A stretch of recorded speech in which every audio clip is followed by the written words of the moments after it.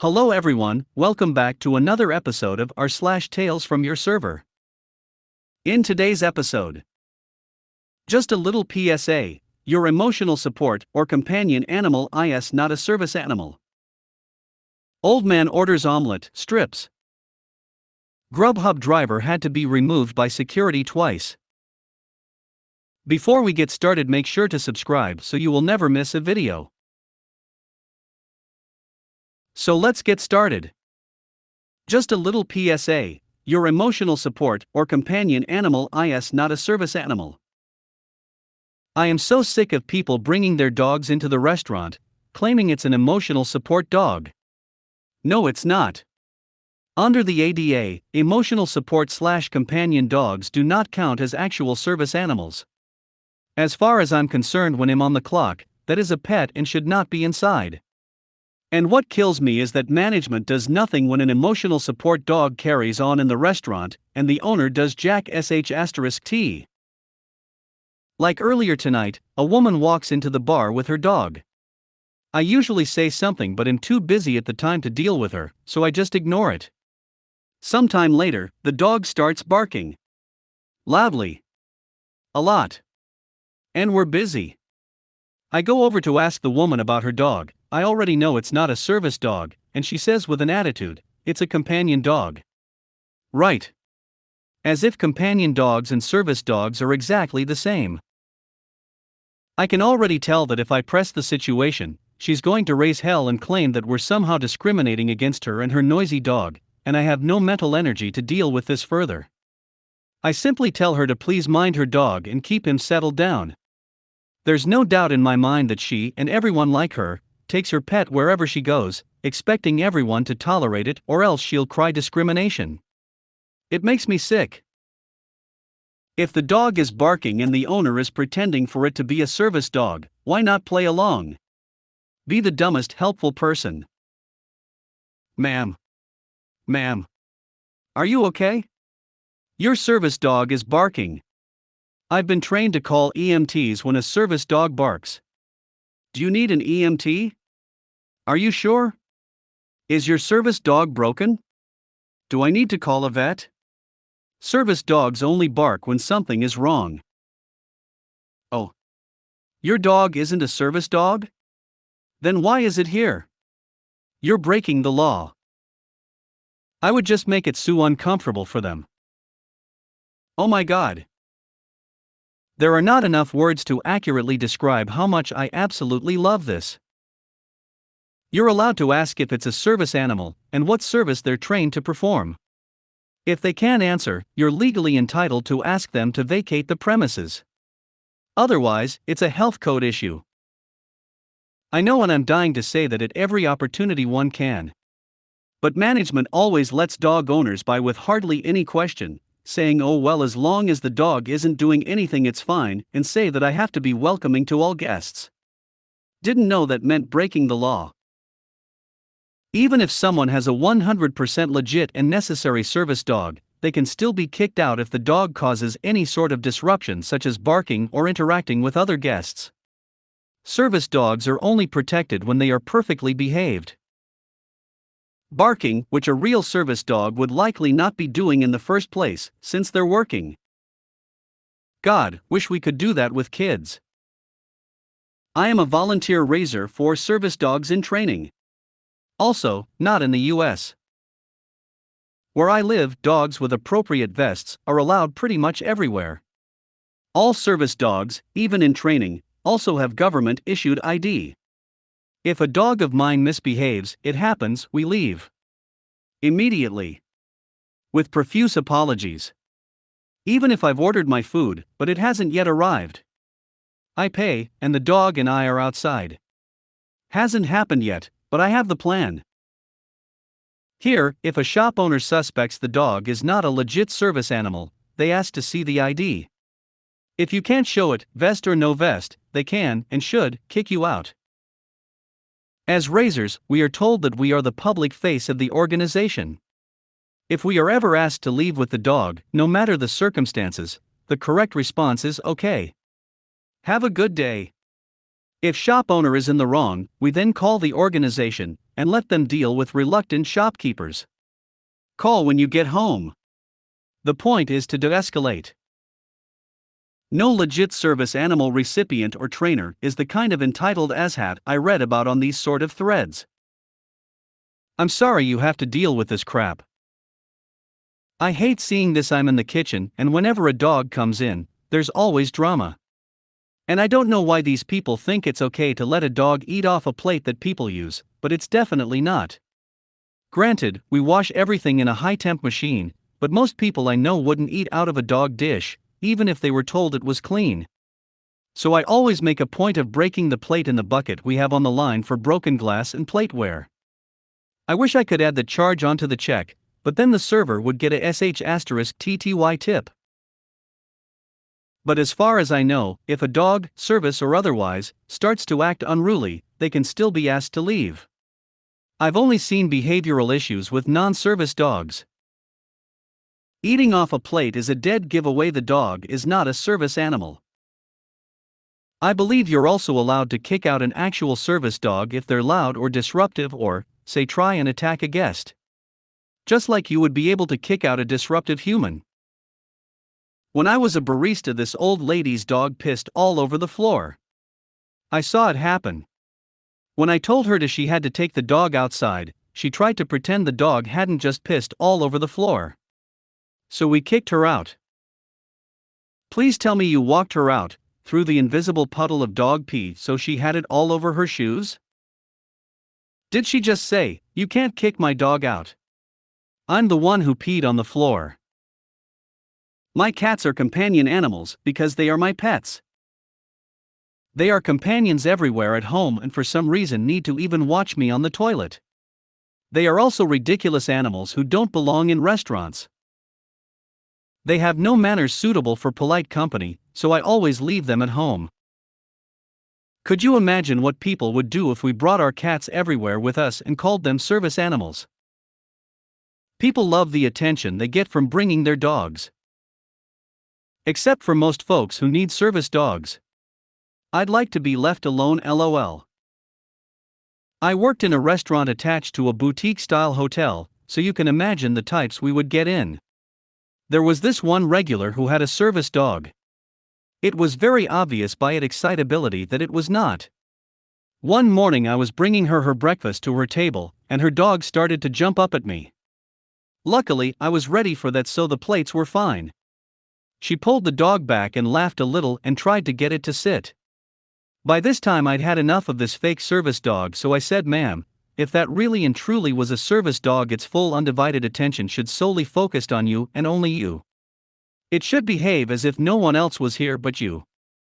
If its purpose is to save your life, how is going to do that if it's wandering around and jumping on everyone?" She just started at me and did the whole "I want to talk to your manager" deal. I was reprimanded by my manager, however, he had my back, and that woman never brought her idiot dog back into the restaurant again. Old man orders omelet, strips. A few years ago I worked at a casual restaurant that offered 2 different menus, one for breakfast, one for lunch/dinner. I am being entirely honest when I say I despise this from the very bottom of my heart. It's bad enough that people come in wanting X cuisine when you only offer Y, it's even worse when you do offer X cuisine, but they're 2 hours late and determined to make it your problem. When I first started working at this restaurant, my job was primarily taking to-go orders until I learned the 2 menus and understood how the restaurant operated. It was one such morning, around 11:30, when an elderly man, who I will proceed with naming Mr. Omelette, walks in and asks for an omelette off our breakfast menu. I let him know we stopped serving breakfast at 10. This, he feels, is unacceptable. Mr. Omelette starts berating me, as it's not even noon yet and you clearly don't know what you're doing if you think I can't have an omelette in the morning time. I'm not interested in arguing, so to placate him, I go ask the kitchen whether they're still willing to make an omelette for this old man. Obviously, they refuse because breakfast ended over an hour and a half ago, but my manager Noreen was there. In Noreen's eyes, it's better for both parties if we spend 5 minutes frying an omelette than to spend 15 arguing that we can't. I don't like it, but she does have a point, so I tell Mr. Omelette that my manager said we'll be able to make it this time. I ask him to wait at the pickup counter, to which he responds, "What if I don't want to?" Folks, in my working career, is the one and only time, but I don't wanna has been brought up in guise as a legitimate complaint. It's not me job.jpg to coddle customers who are being intentionally petulant. He's already berated me once. I'm not gonna play a cater to you game for my $13 per hour. I just tell him, well, that's where your food's going to be. He says fine and sulks over to the pickup counter, where I figure that'll be the end of it. We're busy, so when it's ready I do what we do with to-go food. I leave his bag at the pickup counter and call out the order. It sits there for some time. Mr. Omelette doesn't come to claim it. I figure he's in the bathroom or something and get back to work. A while later, my co-worker comes to relieve me from the to-goes so I can take my break. I go outside to chill and don't see the Mr. Omelette there until he grabs my arm. I laugh, just a bit, in incredulity, and this old B*** tells me, don't laugh. This is ridiculous, I've been waiting half an hour for omelette.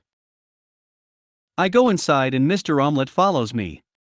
I point to the bag on the counter and say there's your omelette, where I told you it'd be. Mr. Omelette, of course, demands his money back. I go get Noreen, not only because of the refund, but now because I have a man who was cursing and thought it was okay to put his hands on me. Noreen, who is by all accounts a very wholesome southern lady, goes back up to the front to find the man. She immediately pulls the cash refund from the register and grabs the omelette back. Then she tells him it's unacceptable to curse at employees, he will not be served, and to leave or she would have him trespassed. Mr. Omelette responds as thus: "You act like you work at McDonald's, and you look like it too." And so Noreen pulls out her phone and calls 911 on a belligerent man harassing employees. Even as Noreen is on the phone with the authorities, he spends the whole time yelling that she's AB*TCH, the restaurant is SH*T, and all sorts of other fun obscenities. Basically all the things I wish I could say when I'm ready to storm out, except rather than storm out, Mr. Omelette stands directly in front of the cash register. A handful of customers are uncomfortable and leave. When the cops do actually arrive, as Noreen said they would, the old man finally realizes there will be consequences for his actions. He decides it's time to pull out his trump card. Not just any trump card, and certainly not a well-thought-out trump card, but a trump card nonetheless. Mr. Omelette unbuckles his belt, hurls his pants at an officer, and then throws himself onto the floor as if he were having a seizure. Despite his brilliant, awful performance, the man is apprehended and removed from the premises. And that is the tale of how I got a free hour-old omelette.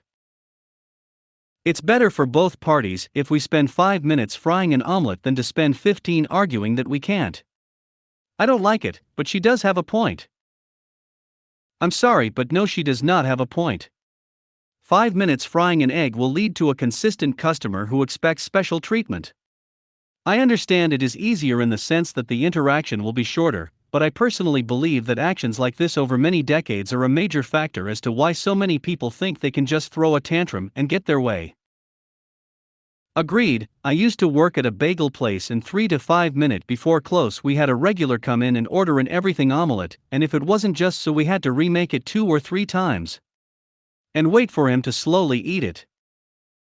Dementia-type impairment, maybe? It can cause aggression as they stop being able to understand the world around them. This really does seem like it's just a decaying person, but don't be in public if you're going to abuse people, right? Bow to Fred Sanford you and give you 5 cross you lip. Or get a 2x4 and give him the Fred Sanford wood shampoo. This is a fantastic story. Thank you. I have a lot of weird experiences from working in the industry, and I want to tell them, but I don't want to bore folks, so I try and make it kind of fun. I read a lot of terrible customer stories on this sub, but this one is the winner. So glad the police took him away, you kept your job, and you got to eat a cold omelette.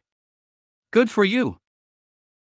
I'll also never understand why people harass the people that prepare, touch, and interact with their food. I was in the service industry for years and have seen some wild sh*t happen to the food of belligerent customers. As a customer, even if you feel completely justified with a complaint, be kind about it. Otherwise, your steak could end up mopping the front end of the dish pit before it gets plated. Grubhub driver had to be removed by security twice. This is a secondary account about what happened at work tonight. We don't do GH, never have. I work at a nice fine dining restaurant. This GH driver comes in demanding his order, and our manager politely tells him we don't do GH. He loses his sh*t calling my manager racist. He was a POC. He demanded the food, and after soaking up my manager's time, refused to leave. He started blocking guests trying to get to our hostesses. My manager then called security. I would have called the police. Security gets him outside, and he continued to berate our guests.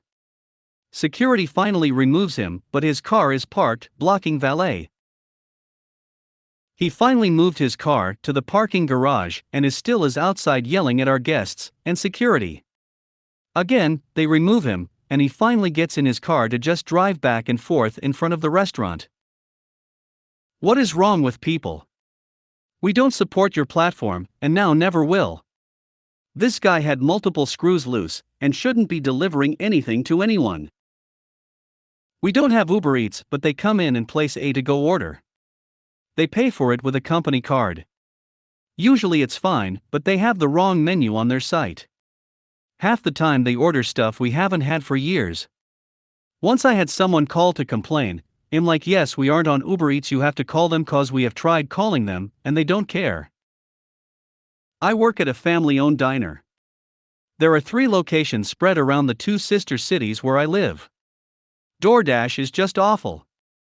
One location does waiter. Not ours. Just one. None do DoorDash.